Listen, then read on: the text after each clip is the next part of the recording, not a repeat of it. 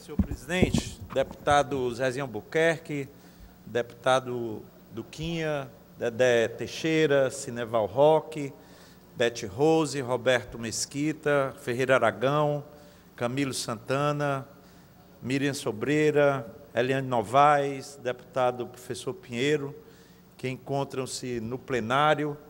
Bom dia aos telespectadores e telespectadoras da TV Assembleia, da TV Verdes Vale, TV Sinal, das emissoras que retransmitem esta sessão, aos ouvintes da FM Assembleia, enfim, a todos e a todas que nos ouvem e nos veem nesse momento. Senhor presidente, nós costumamos ouvir os analistas políticos, econômicos do país, às vezes por obrigação da Rede Globo, da Globo News, praticamente se repetem na CBN e constantemente, permanentemente, a avaliação desse pessoal em relação ao Brasil é sempre muito negativa. Em todos os aspectos, eles vão buscar lá num canto um argumento para poder colocar que o Brasil é um país que não vem dando certo, que não dá certo, que tem um índice de desconfiança muito grande, que os investidores não estão aqui aportando. Veja bem o caso da Petrobras agora, para o leilão de Libra, que vai ser um leilão que, sem dúvida nenhuma, prevê-se que nesse espaço haja cerca de 12 bilhões de barris de petróleo, podendo ser mais. Estima-se que pode chegar até a 40, 50 bilhões de barris. E as empresas americanas e inglesas não vieram. O que isso não é ruim, é ótimo.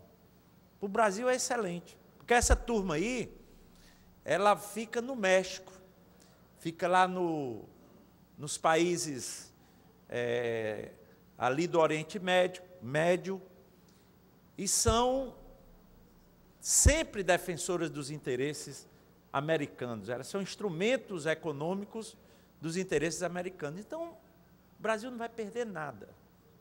Muito pelo contrário, vamos ganhar. Tenho certeza absoluta. E ontem o jornal O Povo traz uma matéria interessante. Confiança. Estrangeiros investem 10 bilhões de reais nos primeiros 19 dias de setembro. Cerca de 10 bilhões de reais de investidores estrangeiros já na conta líquida entraram no país até o dia 19 de setembro.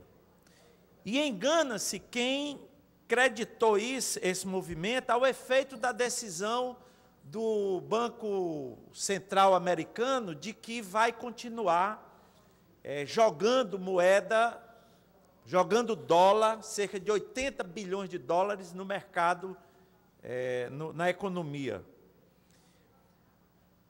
Desde junho, quando esses investidores ficaram isentos do pagamento do IOF, de renda fixa, os estrangeiros estão destinando seus investimentos ao Brasil em volumes históricos de recordes. Em 4 meses, a entrada de recursos de investidores superaram as saídas, ou seja, o que entrou superou o que saiu em cerca de 50 bilhões de reais, de junho para cá. O Citibank e o JP Morgan, que detêm a custódia dos investidores internacionais no país, que corresponde a 75% destes recursos, que eles são detentores dessa custódia, é cerca de 700 bilhões de reais que estão hoje aplicados no Brasil. E eles afirmam, o nosso cliente tem perfil de aplicação de longo prazo e não saiu do Brasil, diz Ricardo Nascimento, diretor da custódia. Já o diretor de custódia do Citibank explica que boa parte do que chegou em junho, cerca de 20 bilhões, por exemplo, foi de investidores que já aplicavam no Brasil, mas em operações que ele chama de sintéticas. Portanto, ele ainda afirma e diz que o país é visto como um bom ativo de longo prazo, a despeito de questões políticas, e que as taxas de juros terminam sendo uma atração. Hoje, aqui no Ceará, já é uma notícia do Diário do Nordeste, ele afirma aqui que tem uma presença de micro e pequenas empresas alemãs que estão vendo uma abertura de oportunidades no estado do Ceará. Estão visitando o estado do Ceará, são micro e médios empresários, para ver quais as oportunidades que possam ser geradas associando-se com o investidor brasileiro e cearense, no sentido de formatar associação de joint venture, ou seja, de intercâmbio tecnológico. E isso aqui é exatamente o que está acontecendo. Nós, e principalmente o Nordeste, os alemães investiam muito no Sul e no Sudeste, eles estão vendo que no Nordeste, que cresce a índices chineses de desenvolvimento, de crescimento econômico, a região que mais cresce no Brasil é a região do Nordeste, exatamente por conta dos investimentos em infraestrutura que nós estamos recebendo. E o próprio jornal Diário do Nordeste também traz uma matéria interessante, que é, no seu editorial, quando ele aborda o trem do sol no litoral. É que o Brasil, até a década de 50, tinha investimentos em ferrovias. E passamos mais de 50 anos sem investir em ferrovias, apostando no modal rodoviário, que corresponde hoje a cerca de 63% da carga que é movimentada no Brasil é através de rodovias, sendo que a ferrovia dá em torno de 24% e 16% do modal marítimo ou aquático. Então, nós estamos no momento em que discute-se uma ferrovia que vai ligar Salvador a São Luís, que vai possibilitar o transporte de carga, como também de passageiros. Isto significa investimentos em infraestrutura, que é um dos gargalos que o Brasil enfrenta por conta de décadas sem investimentos na infraestrutura.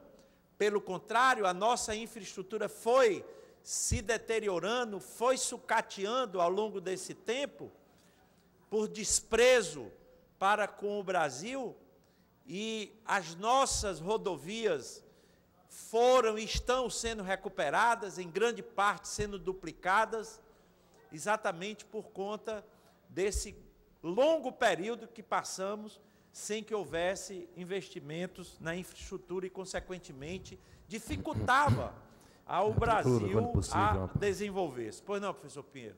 Portanto, esse é um momento que nós estamos vivenciando. É um momento de expansão de investimentos em infraestrutura, na educação. A educação é uma revolução do ponto de vista dos investimentos na expansão da educação superior. O Brasil passou, nesses 10 anos, de 3,5 milhões de universitários para 7 bilhões de universitários. Só o Ceará ganhou mais 2 outras universidades federais e de duas escolas, na época, Cefetes, que hoje são institutos federais de nível superior, nós passamos de 2 para 28, descentralizando e interiorizando o ensino, possibilitando que o jovem não precise sair lá da sua região com dificuldade para a família conseguir um lugar para morar, para se alimentar, ou seja, para estudar. Ele fica na sua região e lá da sua região ele consegue alcançar uma formação superior. Isso tudo são medidas que foram tomadas, acreditando que o Brasil tem como avançar e nós temos que conseguir ultrapassar essa visão cética, negativa, que a grande mídia joga permanentemente sobre a sociedade brasileira. Professor Pinheiro, por favor. Deputado Lula Moraes, essa mídia que joga fumaça no Brasil é a mesma que se aliou àqueles que privatizaram nossas ferrovias. Porque nós assistimos no governo neoliberal um processo criminoso de privatização das ferrovias brasileiras. E hoje nós estamos tendo um processo de recuperação e de reconstrução desse modal tão importante para o país. E essa imprensa que tenta o tempo todo dizer que o Brasil não tem futuro, ela não percebe que está na contramão da história, porque a Europa está caindo aos pedaços, os Estados Unidos estão em crise, e a América Latina tem sido visto como continente, e na América Latina o Brasil, como continente que tem futuro nesse espaço geográfico, como a China, a Índia, a Rússia. Então, hoje, os chamados BRICS são exatamente os que podem virar a locomotiva da economia mundial. Parabenizo pelo seu discurso. Obrigado, deputado Pinheiro. Sem dúvida nenhuma, complementa. E os BRICS, incluindo aí estes países que Vossa Excelência mencionou, além deles a África do Sul, que foi incorporado, eles conseguem e poderão, em 2030, ultrapassar o Produto Interno Bruto do G7, até 2030, preservando essa velocidade de crescimento da economia destes 5 países. Em 2030, eles ultrapassariam Vossa Excelência permite uma parte, deputado João Jaime. o Produto Interno Bruto dos hoje chamados G7. Pois não, deputado João Jaime. Deputado Lula, Vossa Excelência fez aí uma salada de dados, mas eu vou me ater só na questão da ferrovia. Reais. De acordo com a visão de Vossa Excelência, interpretado pela visão de Vossa Excelência. A questão do pré-sal, hoje no Brasil, que é um fracasso, por que as empresas americanas não vieram para cá? Pré-sal existe em todo o Brasil, em todo o mundo. Todo mundo tem pré-sal. O presidente Lula fez crer aos brasileiros que o pré-sal era uma coisa do Brasil, que só tinha aqui, que Deus colocou o pré-sal no Brasil, quando no mundo todo há pré-sal, principalmente na África. O atraso em abrir, que é agora o que o governo está querendo fazer, abrir para empresas estrangeiras, fez com que essas empresas investissem em pré-sal no Golfo do México, na África, no Mar do Norte, e, portanto, hoje não tem recurso para desenvolver o pré-sal no Brasil. Esse é um ponto. Isso não é positivo, as empresas estrangeiras não estarem querendo investir no Brasil na questão do petróleo, porque não adianta ter petróleo debaixo da terra sem que a nação possa utilizar. Ferrovia, Vossa Excelência falou da ferrovia, que agora vai ter uma ferrovia de Salvador até São Luís. Nós temos aqui a Transnordestina, há vários anos que o governo promete e até agora está parada, a fábrica de fazer dormente fechou. Então, não é essa a realidade que Vossa Excelência fala.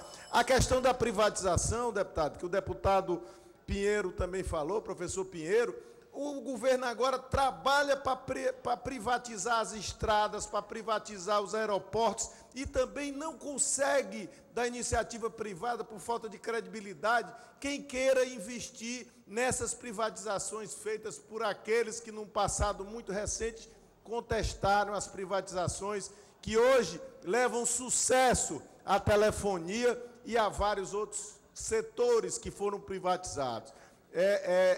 São algumas correções, porque Vossa Excelência falou de tanta coisa que deu números, mas sob a ótica de Vossa Excelência, e que não existe também essa perseguição da imprensa. O que a imprensa faz é divulgar aquilo que acontece. Se não se deu deserto a licitação para petróleo, é porque não tinha interesse, o governo está sem credibilidade. Não deu deserto, muito obrigado. Não, deputado, ainda não aconteceu.